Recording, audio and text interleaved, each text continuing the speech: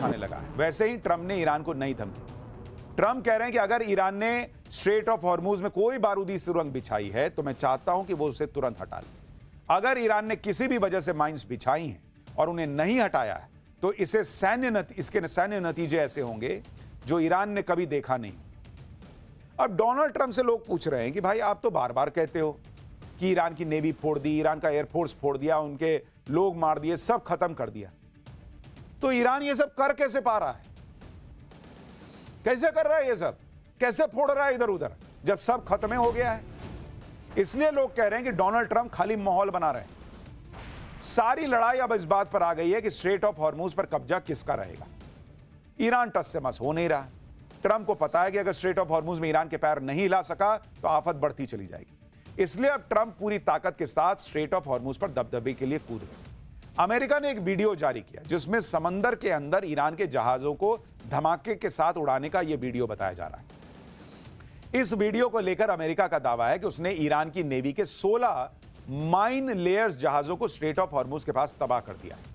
America ने Iran के जिन जहाजों को उड़ाने का दावा किया, अमेरिका उसे माइन लेयर्स जहाज बता रहा है। ये वो वॉरशिप होते हैं जो खास तौर पर समंदर के अंदर बारूद बिछाने के काम आते हैं। इसका इस्तेमाल अक्सर सी रूट को सुरक्षित करने और दुश्मन के जहाजों को उड़ाने के लिए किया जाता है। स्ट्रेट ऑफ हॉर्मूज पर कब्जे को लेकर अमेरिका इस कदर छटपटा रहा है कि अमेरिका के ऊर्जा सचिव क्रिस राइट ने सोशल मीडिया पर दावा किया है कि अमेरिकी नेवी ने हॉर्मूज से तेल टैंकर सफलतापूर्वक एस्कॉर्ट किया है। अब यह बहुत बड़ी खबर थी, इससे खलबली मच गई कि क्या स्ट्रेट ऑफ हॉर्मूज पर अमेरिका का कब्जा हो गया, लेकिन ऐसा कुछ नहीं हुआ। कुछ देर में ही अमेरिका के ऊर्जा सचिव ने यह पोस्ट डिलीट कर दिया। आप सोचिए क्या इनकी हालत है बॉस। दुनिया के सबसे ताकतवर देश बताए जाते हैं और ऐसा इनका डोनाल्ड ट्रंप झूठ पे झूठ बोलता है, इनका नेता झूठ बोल रहा है। पोस्ट डिलीट कर दिया भाई, पोस्ट डिलीट कर दिए। लेकिन जो फजीहत हुई वो कैसे डिलीट करोगे? ईरान ने इस पर अमेरिका का मजाक बनाना शुरू कर दिया। ईरानी संसद के स्पीकर मोहम्मद बागेर गलीबाफ ने मजाक उड़ाते हुए कहा कि अमेरिकी नेवी के साथ एक तेल टैंकर हॉर्मूज पार कर गया, शायद प्ले स्टेशन पर हुआ होगा। ईरानी विदेश मंत्री अब्बास अरागची ने इसे फेक न्यूज बताया और कहा कि अमेरिकी अधिकारी मार्केट मैनिपुलेट करने के लिए झूठ फैला रहे हैं। यह तेल संकट इतिहास का सबसे बड़ा है। यानी डोनाल्ड ट्रंप जो बार बार कह रहे हैं कि युद्ध जल्दी खत्म होगा, इस तरह के ट्वीट वगैरह, ये सब तेल की कीमतों को किसी तरीके से मैनिपुलेट करके नीचे लाने का प्रयास है, ताकि डोनाल्ड ट्रंप पर जो प्रेशर बढ़ रहा है वो मैनिपुलेट होकर नीचे आ सके। अब व्हाइट हाउस कह रहा है कि अभी ऐसा कुछ नहीं हुआ है, लेकिन ये एक विकल्प है जिस पर राष्ट्रपति विचार कर सकते हैं। स्ट्रेट ऑफ हॉर्मूज को लेकर खींचतान के बीच ईरान के हमले जारी।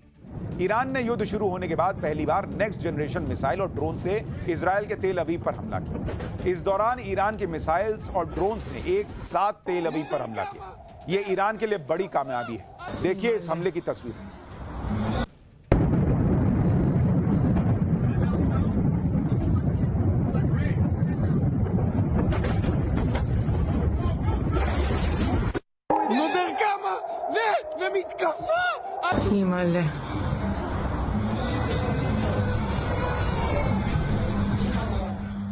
यानी एक तरफ तो ऐसे खतरनाक अटैक हो रहे हैं, लेकिन आप ट्रंप को भी देखिए कि एक दिन कहते हैं कि ईरान को मिट्टी में मिला दिया, एक दिन कहते हैं कि ईरान के साथ वो करेंगे जो किसी ने सोचा नहीं होगा, फिर एक दिन कहते हैं कि युद्ध तो करीब करीब खत्म हो चुका है। यानी जब जो मन में आया बोल दिया। आज ही डोनाल्ड ट्रंप ने कहा कि ईरान में अब टारगेट करने के लिए कुछ बचा ही नहीं। ईरान के साथ चल रहा युद्ध जल्दी ही खत्म हो सकता है। थोड़ा बहुत काम बचा है, लेकिन जब भी वो चाहेंगे तब ये युद्ध खत्म हो जाए। तो चाह काहे नहीं रहे हो भाई, खत्म करो। ट्रंप कह रहे हैं कि वो जब चाहेंगे तब युद्ध रुक जाएगा, तो ट्रंप युद्ध रुकवा क्यों नहीं देते? वो चाह क्यों नहीं लेते? जब वो कह रहे हैं कि ईरान में सारे मकसद पूरे हो गए, अटैक करने के लिए कुछ बचा ही नहीं है, तो रोको लड़ाई। झूठे बोलने से होगा। ट्रंप की हर स्ट्रैटेजी फेल होती जा रही है बॉस। क्योंकि आप ये भी देखिए कि जिस चीन को रोकने की बातें ट्रंप के लोग करते हैं, उल्टे वही चीन ईरान युद्ध में बड़े फायदे में। जिस वक्त ईरान से 1 लीटर तेल भी होकर नहीं जा रहा, उस वक्त चीन की अलग मौज है बॉस। चीन का करोड़ों का तेल वहां से गुजर रहा है और ट्रंप चुपचाप देख रहे हैं। दावा है कि जब से युद्ध शुरू हुआ है तब से ईरान ने स्ट्रेट ऑफ हॉर्मूज के जरिए चीन को 11 मिलियन बैरल ऑयल बेच दिया है। चीन पर मेहरबानी की 2 वजह हो सकती है। एक तो यह कि चीन पहले से ही ईरान का 90% से ज्यादा तेल खरीदता आ रहा है। दूसरा यह भी दावा है कि पर्दे के पीछे युद्ध में चीन ईरान की मदद कर रहा है। तो भाई सऊदी का तेल नहीं जाएगा, यूएई का तेल नहीं जाएगा, कतर का नहीं जाएगा, ईरान का अपना तेल चीन जा रहा है, लो कर लो। तुम ईरान चीन को ठोकने चले थे इनडायरेक्टली, वहां चीन तो मजे कर रहा है। अमेरिका को युद्ध में फंसा देख चीन को अच्छा ही लग रहा है। चीन बिना युद्ध लड़े ही पर्दे के पीछे ईरान को मदद करके दूर से अमेरिका की बर्बादी देख रहा है। लेकिन इस युद्ध में सबसे बड़ा फायदा रूस का होता दिख रहा है, क्योंकि युद्ध की वजह से जो एनर्जी क्राइसिस दुनिया में है उसकी कमी को रूस पूरा कर सकता है। अमेरिका भी यही चाहता है कि रूस अपना कच्चा तेल ज्यादा से ज्यादा बेचे, जिससे कच्चे तेल की सप्लाई कम ना पड़े। अमेरिका यह भी कह चुका है कि वो रूस पर लगाए गए प्रतिबंधों को भी कम करेगा। दूसरी बात यह है कि अब तक प्रतिबंधों की वजह से रूस कम दाम पर तेल बेच रहा था, लेकिन अब जब रूस ही मेन सप्लायर बन जाएगा तो वो प्रीमियम प्राइस चार्ज कर रहा है तेल पर, और मजबूरी में दुनिया खरीदेगी भी। अब आप सोचिए, जो अमेरिका डोनाल्ड ट्रंप दुनिया से कहते रहे कोई रूस से तेल नहीं लेगा, कोई नहीं छुएगा उसको, आज वही अमेरिका इस हालत में आ गया कि कह रहा है तुम भी ले लो रूस से तेल, तुम भी ले ले भाई। और जो रूस जो है वो डिस्काउंट दे दे के बेच रहा था, वो कह रहा है डिस्काउंट लाओ, थोड़ा पैसा ज्यादा दो यार, हम दे ना रहे हैं तुमको तेल। सोचिए ट्रंप और अमेरिका की कितनी छीछा लेदर हो रही है बॉस। ये इनकी स्ट्रैटेजी है। यूक्रेन अलग सोच रहा होगा कि अरे यार अब तो रूस मेरे को और मारेगा, उसके पास तो पैसा आ रहा है। पर अमेरिका को किसी से मतलब है, यूक्रेन जब मर जाए उसको कोई फर्क पड़ता है। उसको आज जो दिख रहा है अपने हिसाब से ट्रंप को अपनी कुर्सी बचाने के लिए जो करना है वो कर रहा है। ट्रंप ने ईरान युद्ध करके अपने ही दुश्मनों का फायदा करवा दिया। फिर भी अगर ट्रंप ये बात कह रहे हैं कि वो जब चाहें तब युद्ध रुकवा देंगे, तो सबसे पहले उन्हें स्ट्रेट ऑफ हॉर्मुज खुलवाना चाहिए। वो ट्रंप से हो नहीं पा रहा।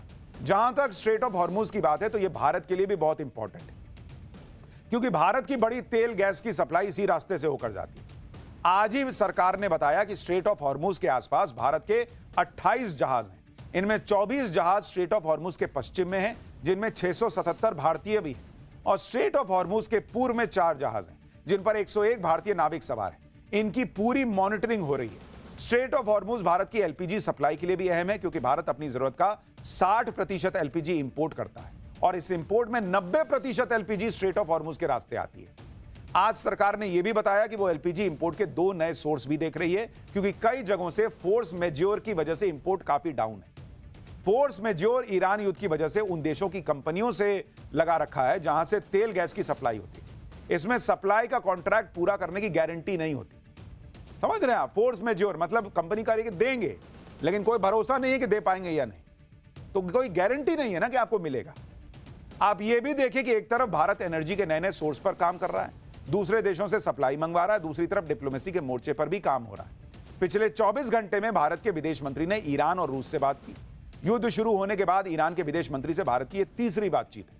आज विदेश मंत्री एस जयशंकर ने रूस के विदेश मंत्री से भी बात की। भारत और रूस के बीच पश्चिमी एशिया के हालात पर चर्चा हुई है। यह बातचीत ऐसे वक्त में हुई है जब कल ही पुतिन ने ट्रंप से बात की, कल ही पुतिन ने ईरान के राष्ट्रपति से भी बात की। अब इसे देखकर यह कहा जा सकता है कि क्या पर्दे के पीछे कोई खेल चल रहा है जो आने वाले दिनों में अपना असर दिखाएगा, यह अभी नहीं कहा जा सकता। इसी बीच भारत ने एक और बड़ा काम किया है, और इस संकट के बीच बड़ा मौका मिला तो भारत ने रूस से जमकर तेल खरीद लिया है। अमेरिका से 30 दिन की तेल खरीद की जब से छूट मिली, तब से लेकर अब तक के आंकड़े क्या हैं वो आपको बताता हूं। तो ये आंकड़े आपको बताएंगे कि भारत के लिए अच्छी खबर क्या आई है तेल को लेकर। यूएस वेवर मिलने के बाद, जो 30 दिन का अमेरिका ने कहा कि भाई तेल खरीदो, उसके बाद रूस से तेल खरीदा। रूस से तेल खरीदा किसने? भारत ने। कितना खरीदा भाई? ये आंकड़ा कहता है कि रूस से भारत ने 3 करोड़ बैरल का तेल खरीदा है। 3 करोड़ यानी 30 मिलियन बैरल तेल भारत ने खरीदा है रूस से। लेकिन यह तेल खरीद अब पहले की तरह सस्ती नहीं है बॉस। कहा जा रहा है कि यह तेल जो भारत ने खरीदा है वो 2 से लेकर $8 यह महंगा पड़ा है बॉस भारत को, क्योंकि रूस अब कह रहा है कि भाई अब तुमको जरूरत है, लेकिन मेरे को भी तो देखोगे ना यार, मैं क्राइसिस में तुमको तेल दे रहा हूं। अब सवाल उठता है, मैंने आपको पाठशाला में बताया था कि जब से भारत अमेरिका की डील हुई थी तब से रूस से तेल खरीदना भारत ने आधा कर दिया था। और तब की स्थिति क्या थी? तब ऑलमोस्ट 4 से लेकर $8 सस्ता पड़ता था रूस का तेल। तब भारत ने खरीदना आधा कर दिया। कहने ने हम पे कोई प्रेशर नहीं है, कुछ नहीं है। आज की डेट में आप 2 से लेकर $8 एक्स्ट्रा देके आप जो है रूस से तेल खरीद रहे हो। और ये वो तेल है जो कि आप देखिए उस पूरे इलाके में मौजूद है। तो भाई जब वहां मौजूदी था तो पहले खरीदते, अगर कोई प्रेशर नहीं था। आप देख रहे हैं ना, भारत का जब रूस का सस्ता तेल मिल रहा था तब उसने 2024 में 20 लाख बैरल प्रतिदिन खरीदा था, बाद में घटा के 10-11 लाख बैरल कर दिया। और भारत जो ये तेल खरीद रहा है ये वही तेल है जो समंदर में फंसा है, ये रूस से कोई नया तेल नहीं आ रहा है। इसका मतलब आसपास में तेल मौजूद था। जब आपको $4 से $8 $5 सस्ता मिल रहा था तब नहीं खरीद रहे थे, तब घटा रहे थे। अब जाके आप जो है वो $2 से $8 महंगा देकर खरीद रहे हो। ये कौन सा हिसाब चल रहा है बॉस? लेकिन चलिए, कहीं से तो तेल आया, आज की डेट में तो तेल आना जरूरी है, आ तो जाए कम से कम। और इस बीच पाठशाला में अब नेक्स्ट चैप्टर, रसोई गैस के सिलेंडर के लिए लंबी लाइनें, लोगों में पैनिक। वो ग्राउंड रिपोर्ट जो एलपीजी की कमी का पूरा सच बता देगी, आपके लिए लाया हूं। पीएम मोदी का राहुल और कांग्रेस पर बड़ा अटैक। वॉर के बीच कांग्रेस को लेकर क्या कहा? पेट्रोल एलपीजी सिलेंडर को लेकर लोग घबराए, लेकिन ईरान वॉर का भारत में कहां कहां असर दिखने लगा है, अब इसका चैप्टर देखिए। ईरान अमेरिका युद्ध से तेल गैस का जो क्राइसिस है, उस क्राइसिस में दुनिया हाँफ रही है। हम कोई अकेले नहीं है। हमारे बगल में पाकिस्तान लॉकडाउन झेल रहा है, बांग्लादेश तेल निकला हुआ है, वहां पर लोग हाहाकार मचा झेल रहे हैं, ना तेल मिल रहा है ना गैस मिल रहा है। लेकिन भारत में अभी तक ऐसी नौबत नहीं आई है कि आपको तेल ना मिले या घर के लिए गैस ना मिले। एक बड़ा चैलेंज जरूर आया है कि एलपीजी को लेकर लोग थोड़ा पैनिक में, क्योंकि ये सिर्फ घरों में ही नहीं, होटल, रेस्टोरेंट, दूसरी जगहों पर कमर्शियली इस्तेमाल होती है। लेकिन क्या यह दिक्कत पैनिक बाइंग की वजह से है या वाकई एलपीजी की किल्लत है? आज इसकी ग्राउंड रिपोर्ट आपको पाठशाला में दिखाने जा रहा हूं, जो एलपीजी की कमी का पूरा सच आपको बताएगी। यह भी बताएगी कि ईरान अमेरिका युद्ध का भारत पर कहां कहां असर हो रहा है। लेकिन आप यह भी देखिए कि आज प्रधानमंत्री मोदी ने राहुल गांधी और कांग्रेस के साथ साथ इंडी गठबंधन पर बड़ा अटैक किया। वॉर के बीच इंडी वाले जो माहौल बना रहे थे, उसमें खुद पीएम मोदी ने आकर जवाब दिया। और उन्होंने क्या कहा, आज आपको यह भी दिखाऊंगा। लेकिन तेल से लेकर एलपीजी को लेकर जो जमीनी सच्चाई है, उसका चैप्टर खोलूं उससे पहले एक ट्रेलर देखिए।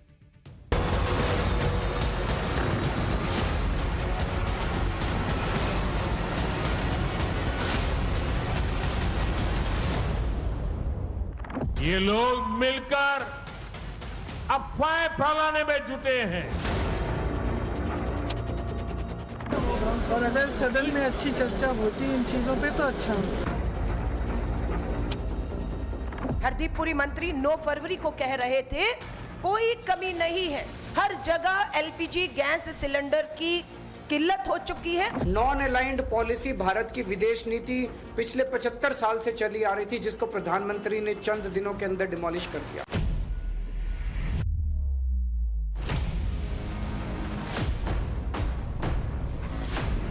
मैं होटल से खाना लाके खा रहा हूँ गैस के कारण। बच्चे छोटे छोटे हैं सर, कल होटल से खाना लेके आए सर, आज आए सिलेंडर लेने के लिए, अभी तक मिला नहीं सर। हमारे नाम से बुकिंग करके ये सिलेंडर ब्लैक कर देते हैं, हम जब बुक करते हैं तो बुकिंग नहीं होती।